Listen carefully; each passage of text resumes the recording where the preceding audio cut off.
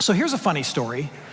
Remember back in the spring, like late May, when life was really, really busy, and we all said to each other, just wait, it's gonna get better. Just get to the summer and then things will slow down.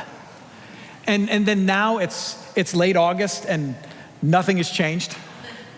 And nothing has slowed down. You remember that? That's funny, isn't it?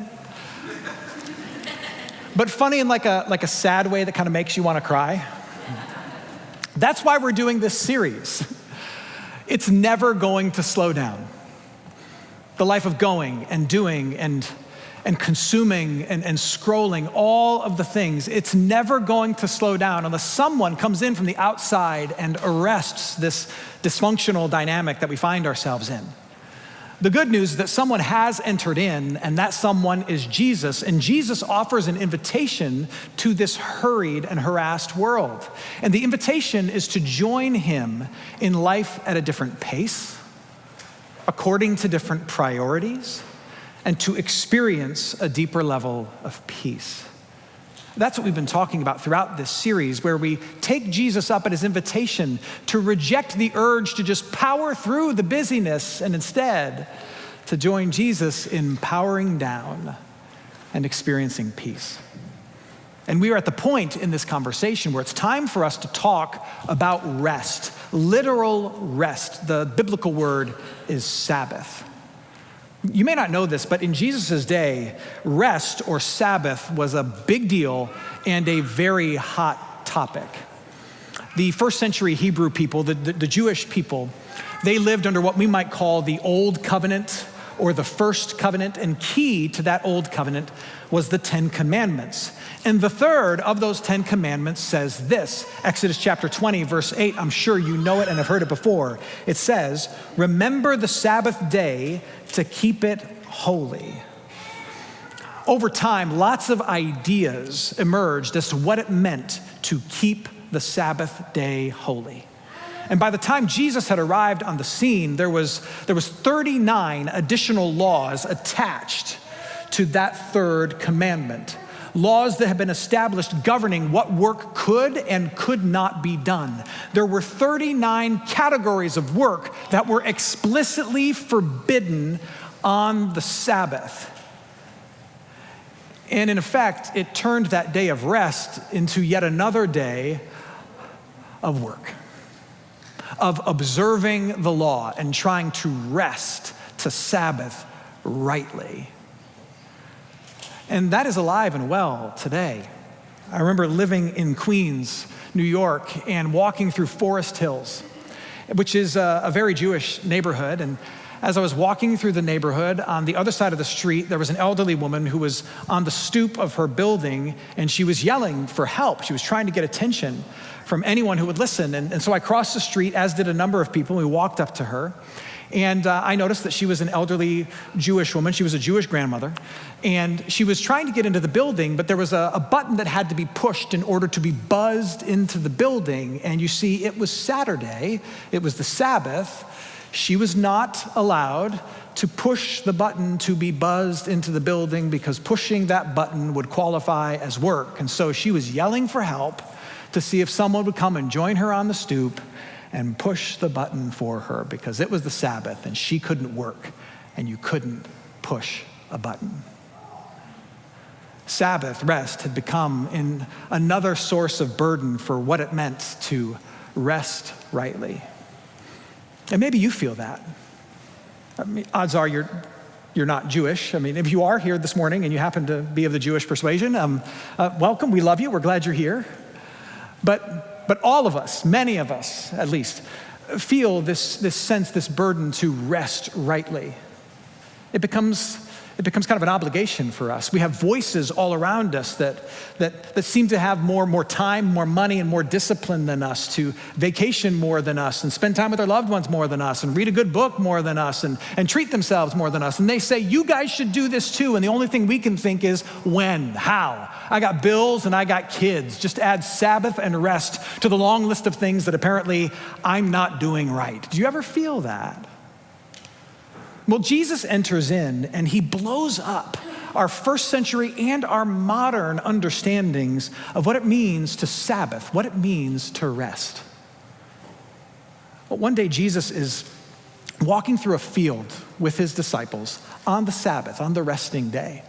And they're hungry, and so they see some grains of wheat, and so they pull them, they pluck the grains to eat them. And there's some Pharisees watching Jesus because they were always watching Jesus. And they see Jesus give his disciples permission to pull these heads of grain to eat as a snack, and they call him out. They say, you're not allowed to work on the Sabbath, because there was a prohibition against harvesting on the Sabbath, and plucking heads of grain to eat as a snack counted as harvesting. So they were not properly observing the Sabbath in the eyes of these Pharisees. And so Jesus looks at the Pharisees and he says, do you remember King David?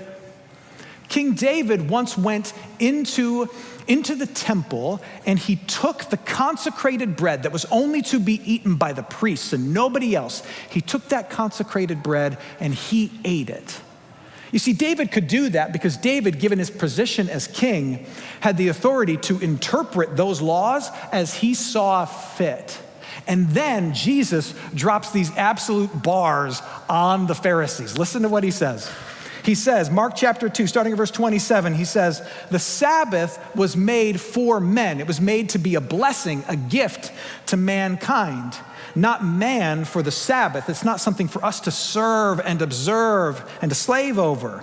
And then he says this, and this is just astounding. He says, so the Son of Man, that's a reference to himself, is Lord even of the Sabbath. Jesus is saying, look, I know the mind of God. I know the intention behind this commandment. And this commandment to rest was given to be a source of blessing and rejuvenation to mankind. And if your laws and expectations are stealing that blessing, that rejuvenation and joy from the Sabbath from the people, then your laws are wrong. And then he says, I am Lord, which could be interpreted owner, master, God, over the Sabbath. I am the God over rest. Jesus is asserting that he is the ultimate authority on all things rest, all things Sabbath. He gets to interpret what it means to properly observe and live out this expectation of God upon his people to rest. In the same way that the late Anthony Bourdain became the cultural authority on food. The way Pat McAfee apparently is now the cultural authority on sports. The way Mattress Mac is the authority on sleep. Jesus asserts himself as the ultimate authority on Sabbath. You want to know what it looks like to rest rightly? Don't listen to the cultural expectations. Don't listen to the other religious leaders. Don't listen to your schedule or to your boss. You want to know what it looks like to rest rightly? Jesus is saying, look at me. Look at what I do. Look at what I give you, and let that shape your Sabbath. And indeed, Jesus would go on to completely redefine what Sabbath is. He would take Sabbath, rest, and he would change it from a day that we rest on to a person, him, that we rest in. He would take Sabbath, rest, from this 24-hour period where people were to stop working, and he turned it into an eternal state of your spirit where you cease from the task of trying to save yourself and prove yourself, because he has done all of the working. He's taken Sabbath and he's changed it from a day that we rest on to a person we rest in. And that's what the writer of Hebrews, now deep in the New Testament, that's what the writer of Hebrews is getting at when he says this: there remains a Sabbath rest for the people of God. That's us. For whoever has entered God's rest has also rested from his works as God did from his. The Sabbath rest that the writer of Hebrews mentions is Jesus. Jesus is the Sabbath rest that the writer of Hebrews mentions. Now follow me on this. The logic of Hebrews goes like this. Just as God the Father rested on the seventh day after the task of making the world, and then invited the Jewish people to rest on their seventh day, Jesus now rests eternally from the task, the finished work of saving the world. And he invites those who have faith in him to enjoy an unending rest in him. Not just a day of rest from your labors, but an unending rest in him. Sabbath is no longer a day, it's a person. Jesus kept the law perfectly. He met every expectation. He lived a sinless life in the process. And then he died sacrificially to serve as a punishment for all of your failures and mine, as a way of covering over, paying for all of our broken work. And then he rose from the dead powerfully to free us from the hold that death has on us. In Jesus Christ, all the work that is truly worth doing, all the work that has to be accomplished is done. The work of saving is over in Jesus. That's what we believe. And by trusting in him, believing in him, being baptized into him, having faith in him, we are invited to have a posture of heart, of soul, that says, I am done saving myself. I am done through my efforts and through my work proving myself right and good in the eyes of others, and especially in the eyes of God, because Jesus has done it all. And then to let that freedom that we experience be expressed in the life that we live out. Sabbath is not a day we rest on, but it's a person forever that we rest in that then shapes our days.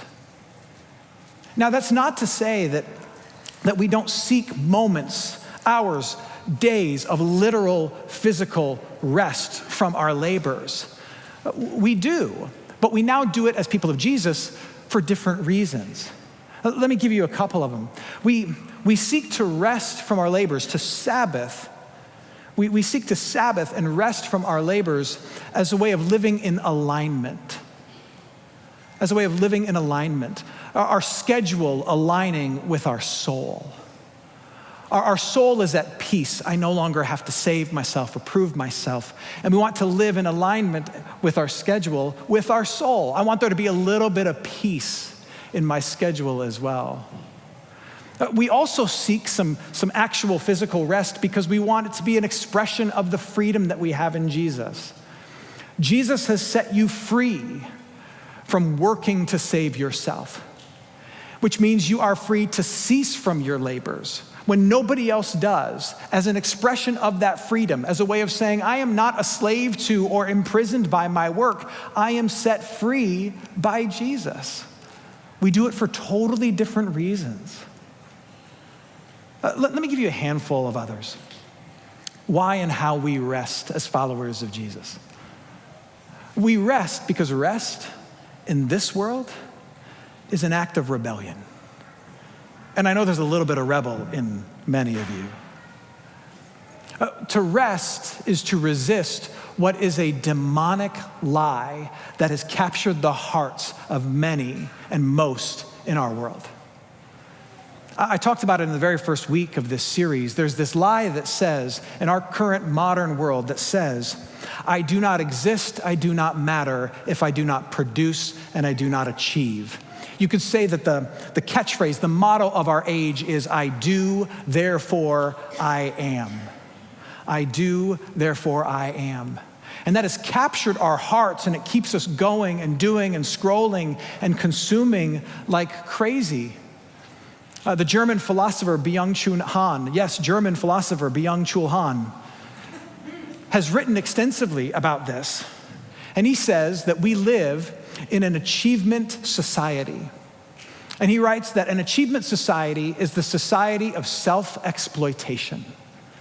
a society of self-exploitation. The achievement subject, that's you, that's me, the ones who are caught on this hamster wheel, exploits itself until it burns out. It exploits itself until it burns out.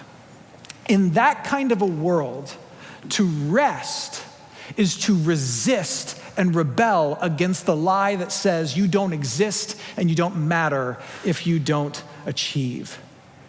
It's an act of defiance. In a world that says you have to go and do and scroll and consume constantly to prove yourself, to set a boundary and to say, I do not value producing. I do not value achieving to the same degree that you do. Therefore, I will not do all the things that you do, is a profound act of resistance. It's a way of declaring that you reject the lies of this world and saying, I worship a God who says that it is finished, that the work that matters is finished. It's been accomplished and given to me. And so there will be times that I am finished too. I'm resisting, I'm rebelling. And there's a little bit of rebel in a lot of you. Another reason we can and we should rest as followers of Jesus is that it is an act of reformation. As we go through our busy lives, the priorities and the pace of this life is deforming us. It's having a negative impact on us. I know you know it. That's why we're having this conversation. We are being discipled by the dysfunction. And we need to be reformed and reshaped back into who we really are in Jesus Christ. When I was 12 years old, I got a new baseball glove. I still have it. I love it. I remember when my dad brought it home and he told me that we had to break it in, that we needed to take some mink oil and rub it all over the glove, and then we needed to take a ball and put it inside the glove and wrap it up tight, which we did. And then we took that baseball glove that was wrapped up tight, covered in mink oil, and we put it underneath my mattress, and I slept on it for like a week. And then finally that glove was pliable enough and it was shaped just right so that it could be properly used to play Little League baseball. But then inevitably, once the season was over, that cherished glove would get left out in the yard all summer, exposed to the elements. And then it would get put in the hot garage and have a whole bunch of other junk piled on top of it. So by the time when it came around for us to practice for the next season, we had to pull that glove out, and it was all dried out and creased in all the wrong ways, and it had to be brought back to life. And so we'd take the mink oil out and we'd rework it and play catch with it until it was ready. It had been deformed and needed to be reformed in order to be rightly used. You and I are being deformed by the world that is discipling us all the time through all the action and the going and the doing and the scrolling and the constant consumption. It is drying us out. It is creasing our hearts. It is misshaping our minds. And like oil to an old glove, we need to be brought back to life, reformed and reshaped back into the person and for the purposes that God created us to be. And when we rest, when we pause, when we reject the hustle and the hurry, it allows us to step back under the lordship of Jesus and to live according to those priorities and to understand that I am forgiven by him. I am loved by him, chosen, cherished, and saved by him. And so I am free to reject the doing and simply receive that gift and allow this gift of knowing who I am and how much I'm loved reshape me and reform me. And I need to be reformed a lot. So do you. But I've got another one for you. Rest is rejuvenation. I know you know this, but your body, your mind, and your soul were not meant to go and to go and to consume and to consume. It was not meant for that. We do so to our detriment, if not our own death. We were not meant for constant activity and consumption. It's bad for your bones. Rest, yes, physical rest, lots of good sleep, taking the afternoon nap is good for you. But you know what's even better for you? It is the kind of rest that comes from unhurried time with the people you love the most and the gifts that God has given you. It is soaking up and being filled up by those things. That's where incredible rejuvenation happens. Being with the people, the God, and the gifts that you cherish. There's actual science that backs this up. In 2022, the American Bible Society and the University of Chicago, they worked together. And they released some interesting statistics. And one of them was this, that people who engaged with Scripture with a friend or a family member more than once a week, they registered as happier, 19 points happier than every other respondent in their survey. They did a survey of elements of human flourishing. And those who spent time with another person, a friend or a family member, studying the scriptures more than once a week, they were 19 points higher in their happiness scale than others. Go figure. That same year, the Harvard School of Public Health released data that said that people who spent unhurried time with their friends and their family, they reported lower blood pressure, believe it or not, and higher mental acuity than those who didn't. It's literally good for your body to spend unhurried time with the people you love the most. It is good for you to read the Bible with a buddy. It is good for your body, for your soul, and for your mind. You are better off eating cake with a friend and talking about Jesus than going for a run and counting carbs alone. It's science, guys. It is rejuvenating to us. The rest that God has won for us in Jesus Christ is necessary to our souls. One statistic that stands out to me was a study that was done that compared Vietnam veterans returning home to World War II veterans returning home. And you may not know this, but they returned home in very different ways. When veterans came home from Vietnam, they arrived home for the first time in history on jets. And in a matter of days, 2 to 3 days max, you would go from being in the jungle fighting for your life to being back in your living room. 2 days. From the jungle to your living room because you came on a jet. That was contrasted with veterans who were returning from World War II, like my own grandfather, who when they came home, they came home on very large boats. They called them magic carpets. They came home on very large boats, a ton of GIs packed into a large boat, and that journey took 3 to 4 weeks, where there was nothing to do but sail and to sit with your brothers in arms and to tell stories and to laugh and to weep a lot. Guess who came home? All came home scarred and wounded deeply. But guess who came home a little healthier and a little more capable of dealing with that transition back to the living room? It was the one who had the gift of time with others to do nothing other than to think and to feel and to be present for 3 to 4 weeks. Friends, you and I are living a life that is much like life on that jet plane, going from one thing to another thing to another thing. We are living life that goes from the jungle to the living room, and there is no time for our bodies to catch up to our souls, and it shows. But Jesus has won for us the freedom and the ability. He's given us permission to step back and say, I don't have to do this. I don't have to do this, and to rest. And let our body catch up with our souls, and to be rejuvenated, reformed, and to rebel against the demonic, awful lies of this world that says you gotta do or else you die. So let's get really practical, okay? You want to fold some rest that has been won for you by Jesus into your life? What do you do? Well, for me, what I've been practicing for a while is finding space and time for 3 things: ceasing, feasting, and slowing. Ceasing, feasting, and slowing. There's an hour, there's a day, there's an evening where you stop doing the things that demand of you, and you enjoy the things, the places, and the people that are gifts to you and that fill you?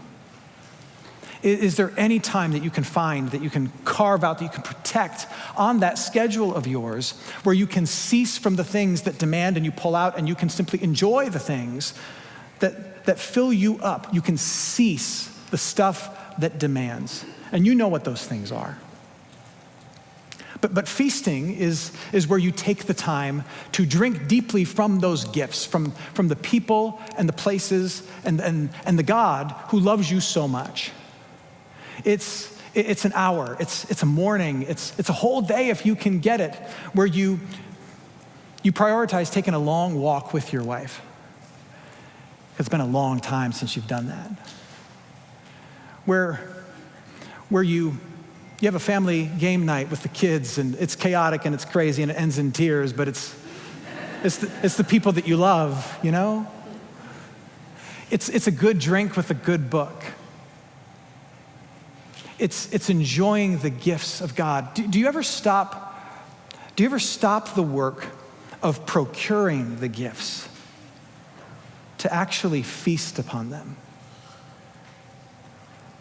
Jesus has freed you to do that. Where is there some feasting in your life? And then it's slowing. Slowing is the purposeful choice to not go fast.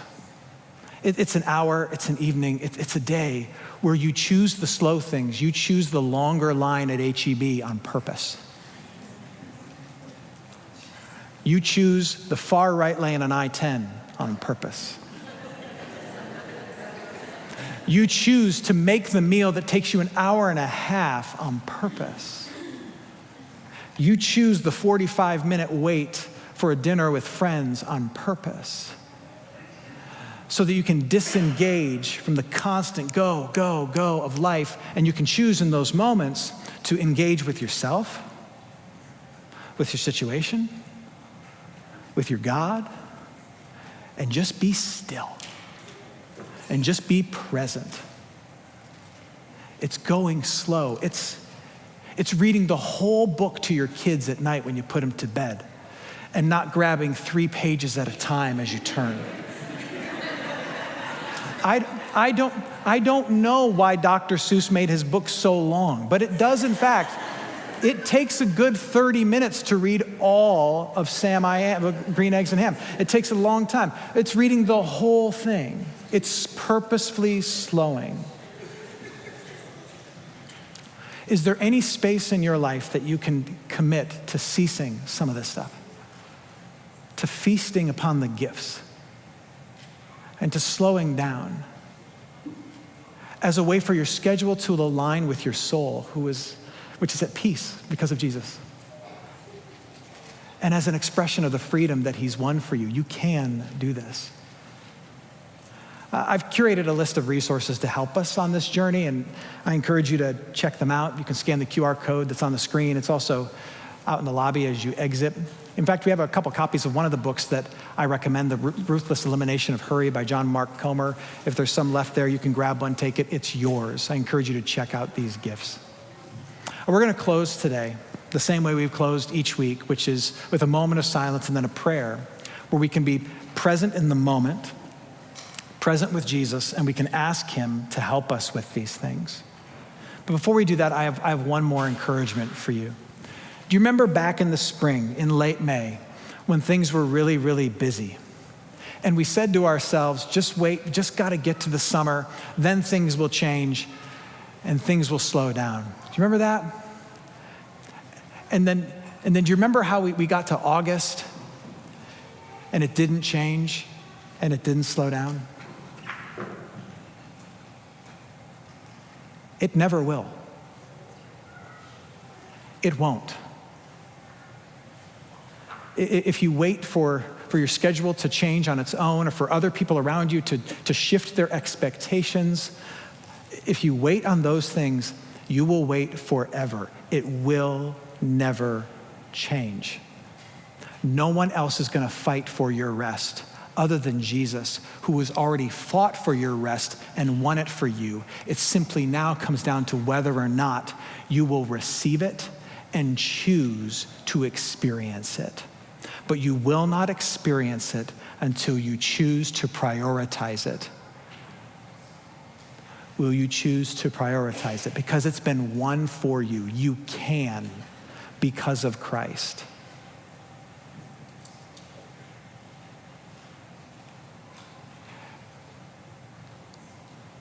May you cease. May you feast. May you slow. May you rebel. May you be reformed. May you be rejuvenated. May you Sabbath.